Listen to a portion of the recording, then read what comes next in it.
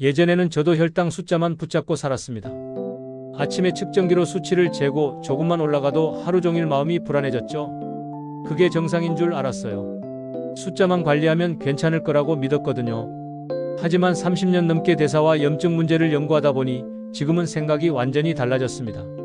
혈당은 결과일 뿐이고 진짜 문제는 따로 있다는 걸 알게 됐거든요. 사람들은 혈당 수치가 조금만 높아지면 무조건 음식부터 끊습니다. 과일도 안 먹고 밥도 줄이고 심지어 아침을 아예 거르는 분들도 많아요. 그런데 그렇게 해서 혈당이 내려가면 다행인데 오히려 몸은 더 지치고 염증은 더 심해지는 경우를 너무 많이 봤습니다. 왜 그럴까요? 혈당만 보고 몸 전체를 보지 못했기 때문입니다. 저는 30년간 생활대사 회복을 연구해온 박사 서동혁입니다. 병원에서 숫자만 보는 게 아니라 사람들이 실제로 무엇을 먹고 어떻게 사는지를 관찰하며 연구해왔어요. 그러다 보니 혈당보다 더 중요한 게 염증이고 염증보다 더 중요한 게 아침 공복 관리라는 걸 깨달았습니다. 아침 공복을 어떻게 채우느냐에 따라 하루 전체 혈당과 염증 흐름이 완전히 달라지거든요.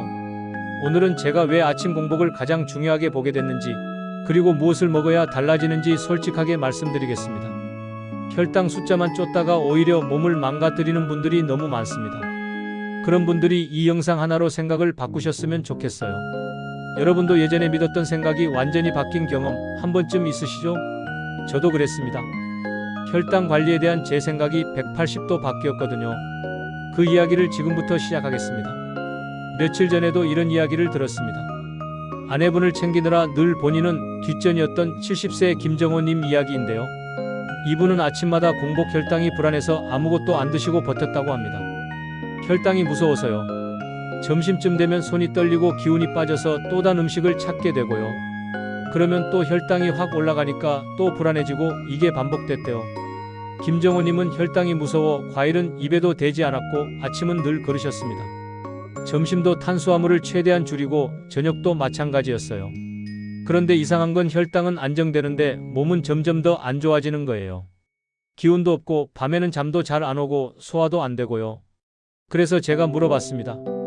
아침에 뭘 드시냐고요? 그랬더니 물만 마신다고 하시더라고요. 혈당 때문에요. 그래서 제가 말씀드렸어요. 공복을 너무 오래 비우면 오히려 혈당이 더 불안정해질 수 있다고요.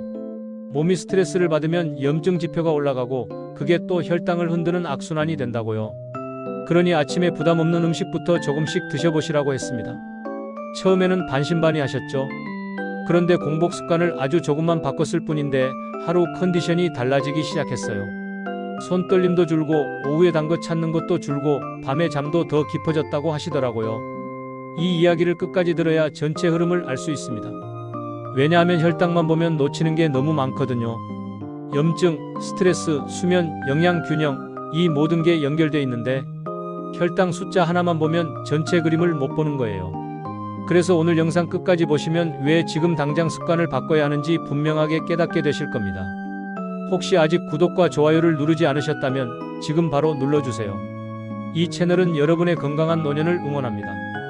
오늘 이 영상에서 말씀드릴 내용은 여러분의 혈당 관리 방식을 완전히 바꿀 수 있는 중요한 지혜입니다. 이 이야기를 끝까지 듣고 실천하셔야만 진정한 변화를 경험할 수 있습니다. 마지막에 나올 단 하나의 습관이 모든 것을 바꿀 수 있거든요. 이렇게 작은 변화만으로도 몸은 반응합니다. 김정호님처럼 혈당만 쫓다가 오히려 몸을 망가뜨리는 분들이 정말 많아요. 그래서 이제는 혈당과 염증을 동시에 흔드는 핵심 요소들을 하나씩 짚어보겠습니다. 여러분의 식습관을 바꾸는 작은 실천만으로도 충분히 달라질 수 있는 일이니까요. 아침 공복을 길게 비워두는 습관부터 말씀드려야겠네요. 이게 정말 많은 분들이 하시는 실수거든요. 혈당이 무섭다고 아침을 아예 안 드시는 분들이 많습니다. 그런데 공복을 너무 오래 비우면 몸은 스트레스 상태로 들어가요. 그러면 스트레스 호르몬이 나오고 그게 오히려 혈당을 더 불안정하게 만듭니다. 해외 영양대사 연구에서도 공복 스트레스가 염증 지표를 높일 수 있다고 보고되고 있어요. 72세 김정호님이 바로 그런 케이스였습니다. 아침을 걸으면서 오히려 오후 혈당이 더 불안정해졌거든요. 점심 먹고 나면 혈당이 확 올라가고 그러면 또 불안해서 저녁을 줄이고 그러면 또 다음날 아침 공복이 길어지고 이게 악순환이었어요. 그래서 제가 권한 게 아침 공복에 부담 없는 음식부터 소량으로 시작하는 거였습니다. 한 번에 많이 먹지 말고 몸 반응을 확인하면서요. 여러분은 아침을 비우고 계시진 않나요? 혈당 때문에 공복을 길게 유지하는 게 좋다고 생각하셨다면 그건 잘못된 정보일 수 있어요. 물론 간헐적 단식이 맞는 분도 있지만 특히 나이가 드신 분들은 공복을 너무 길게 가져가면 근육도 빠지고 기력도 떨어집니다. 그러니 아침 공복을 회복의 시간으로 만들어야 해요. 혈당만 보고 음식 전체를 피하는 선택도 큰 문제입니다. 혈당 수치만 쫓다 보면 영양 결핍이 생겨요. 특히 과일을 완전히 끊는 분들이 많은데 과일에는 비타민, 미네랄, 항산화 성분이 풍부합니다. 이런 걸 안 먹으면 몸은 회복할 재료가 없어요. 국내 노년 영양 연구에서도 영양 부족이 염증과 피로를 키운다고 보고되고 있습니다. 68세 이영숙님은 과일을 완전히 끊은 뒤 오히려 기력이 급격히 떨어졌어요. 혈당은 조금 안정됐는데 몸은 더 안 좋아진 거죠. 그래서 제가 말씀드렸어요. 혈당도 중요하지만 몸 컨디션을 같이 봐야 한다고요. 극단적인 제한은 오래 못 갑니다. 몸이 견디질 못해요. 그러니 과일도 양과 종류를 조절해서 드시되 완전히 끊지는 마세요. 여러분은 너무 많은 걸 참고 계시진 않나요? 혈당 때문에 이것도 못 먹고 저것도 못 먹으면 삶의 질이 떨어집니다. 그리고 스트레스도 커지고요. 스트레스도 염증을 키우는 요인이에요. 그러니 혈당과 삶의 질, 이 두 가지를 균형 있게 봐야 합니다. 생채소 섭취 부족도 정말 흔한 문제예요. 혈관과 염증 회복에는 생채소의 역할이 큽니다. 생채소에는 섬유질과 효소, 식물 영양소가 살아있어요. 이게 장 건강을 돕고 장이 건강해야 염증이 줄어듭니다. 식물성 영양소 섭취가 혈관 건강에 긍정적이라는 보고가 반복되고 있거든요. 75세 박춘식님은 샐러드 한 접시 습관으로 속 불편함이 줄었습니다. 원래 소화가 안 좋으셨는데 생채소를 매일 조금씩 드시니까 장이 편해지더래요. 그러면서 몸도 가벼워지고 염증 수치도 내려갔고요. 그래서 제가 권하는 건 매 끼니 생채소 한 접시를 기준으로 잡으라는 겁니다. 물론 위장이 약하면 양을 줄여서 시작하세요. 한 번에 많이 먹으면 오히려 부담될 수 있으니까요. 하루에 생채소 얼마나 드시고 계신가요? 드시는 채소가 대부분 익힌 거라면 생채소를 조금씩 추가해 보세요. 양배추, 브로콜리, 당근, 파프리카 이런 것들을 생으로 먹으면 효소도 살아있고 영양소도 그대로예요. 몸이 회복하는데 정말 도움이 됩니다. 만성 염증을 키우는 기름 사용도 빼놓을 수 없어요. 기름 종류와 사용 방식이 염증에 영향을 줍니다. 오래된 기름, 산패된 기름을 쓰면 몸에 염증 반응이 일어나요. 지방 산화와 염증 반응의 연관성이 여러 연구에서 보고되고 있습니다. 특히 튀김 기름을 여러 번 재사용하거나 기름을 과도하게 가열하면 문제가 커져요. 69세 최영자님은 기름 사용을 바꾼 뒤 속 더부룩함이 줄었습니다. 원래 매일 튀김 반찬을 해 드셨는데 기름을 신선한 걸로 바꾸고 양도 줄이셨어요. 그랬더니 소화도 잘 되고 몸도 한결 가벼워지더래요. 그래서 제가 권하는 건 신선한 기름을 소량 사용하는 겁니다. 과도한 가열은 피하고요. 집에서 쓰는 기름 언제 산 건가요? 개봉한 지 몇 개월 됐다면 그 기름은 이미 산화됐을 가능성이 높습니다. 기름은 자주 사서 신선한 걸 쓰는 게 좋아요. 그리고 튀김보다는 찌거나 삶는 조리법을 더 많이 쓰시고요. 움직임 부족도 정말 큰 문제입니다. 혈관은 움직일수록 살아나요. 가만히 앉아만 있으면 혈관이 굳고 혈액순환도 안 되고 염증도 쌓입니다. 규칙적인 걷기가 혈관 기능을 돕는다는 보고가 정말 많아요. 특히 빠르게 걷기는 심장에도 좋고 혈당 조절에도 도움이 됩니다. 74세 정민수님은 빠르게 걷기를 시작하면서 잠이 깊어졌습니다. 원래 잠을 설치셨는데 매일 30분씩 빠르게 걸으니까 밤에 푹 주무시게 됐대요. 혈당도 안정되고 기분도 좋아지고요. 그래서 제가 권하는 건 천천히 걷기와 빠르게 걷기를 섞어서 30분 이상 하는 겁니다. 무리하지 말고 숨이 차는 정도까지만요. 오늘은 걸으셨나요?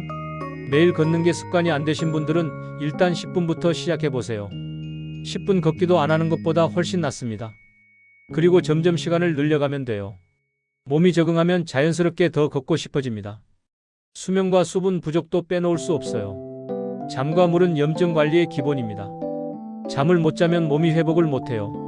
수면 부족이 염증 지표를 높인다는 연구가 많습니다. 그리고 물을 안 마시면 혈액이 끈적해지고 노폐물도 안 빠지고 몸이 계속 피곤해요. 71세 김미자님은 잠을 늘리자 피로가 줄었습니다. 원래 밤늦게까지 텔레비전 보시다가 새벽에 주무셨는데 일찍 자는 습관을 들이니까 아침에 개운하게 일어나시더래요. 낮에도 피곤하지 않고요. 그래서 제가 권하는 건 가능하면 일찍 자고 물을 자주 나눠 마시는 겁니다. 한 번에 많이 마시지 말고요. 요즘 잠은 충분히 주무시나요? 밤에 잠을 설치신다면 낮에 움직임을 늘려보세요. 걷기만 해도 밤에 잠이 깊어집니다. 그리고 물은 하루에 조금씩 자주 마셔야 해요. 한 번에 많이 마시면 몸에 부담될 수 있으니까요. 이제 이런 요소들을 어떻게 하나의 습관으로 묶을지 정리해 보겠습니다.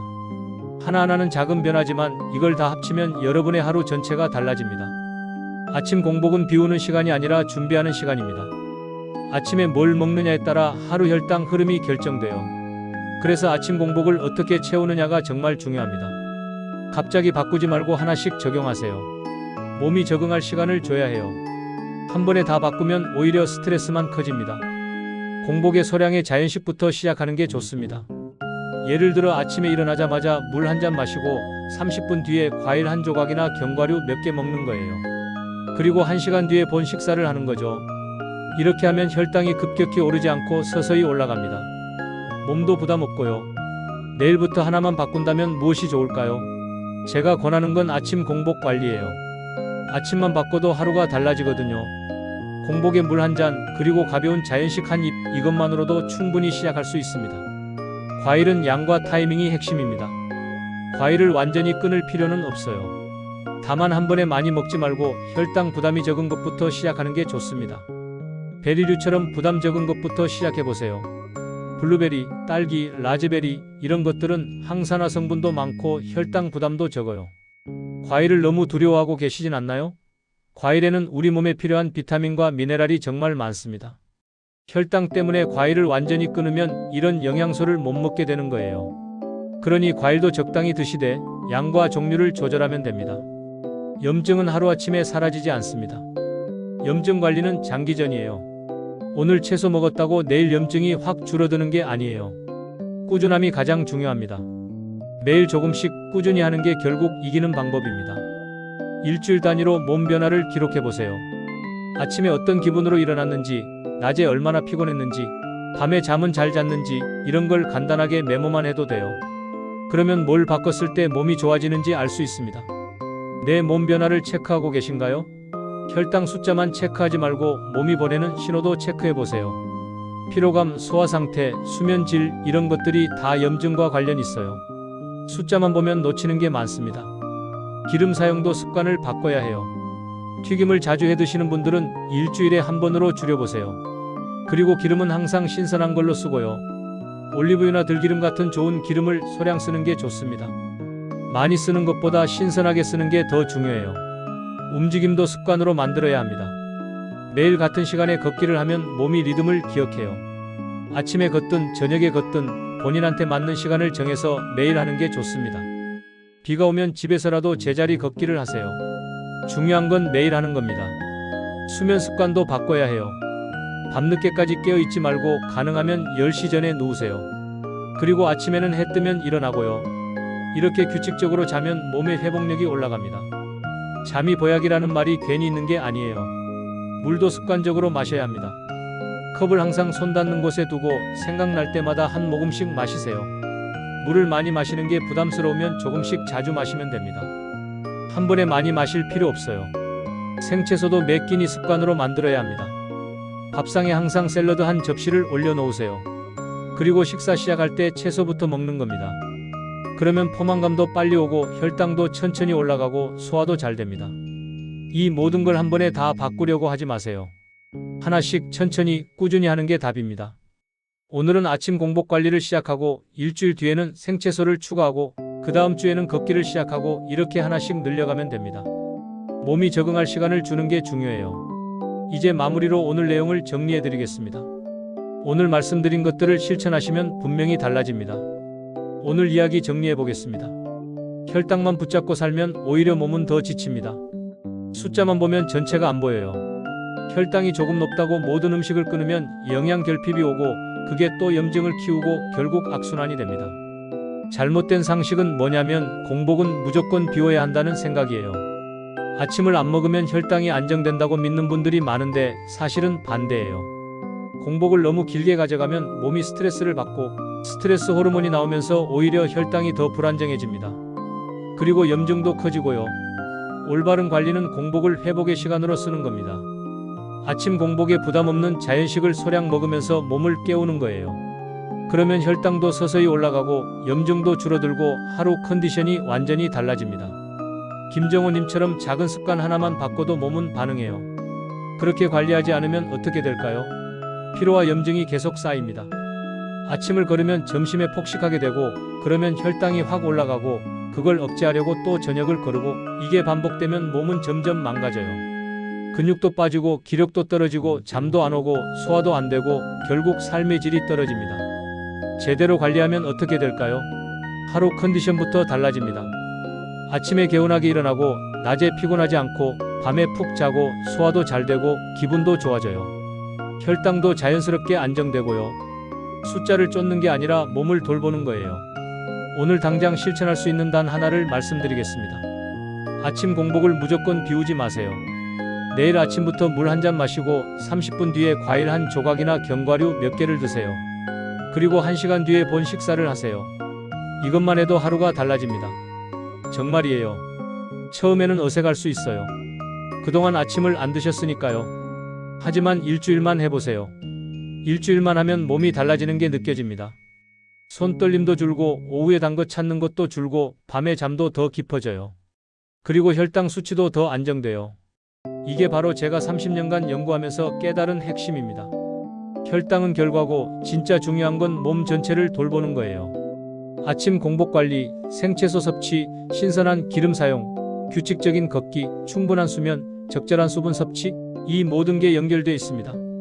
하나만 잘해도 다른 것들이 따라오고 결국 전체가 좋아져요. 다음 영상에서는 아침에 절대 피해야 할 공복 습관을 더 구체적으로 말씀드리겠습니다. 어떤 음식은 공복에 먹으면 오히려 염증을 키우거든요. 그리고 어떤 음식은 공복에 먹으면 혈당을 급격히 올려요. 이런 것들을 정확히 알아야 실수를 안 하죠. 여러분은 내일부터 어떤 변화를 주실 건가요? 댓글로 남겨주세요. 아침 공복 관리를 시작하실 건지, 생채소를 추가하실 건지, 걷기를 시작하실 건지 뭐든 좋습니다.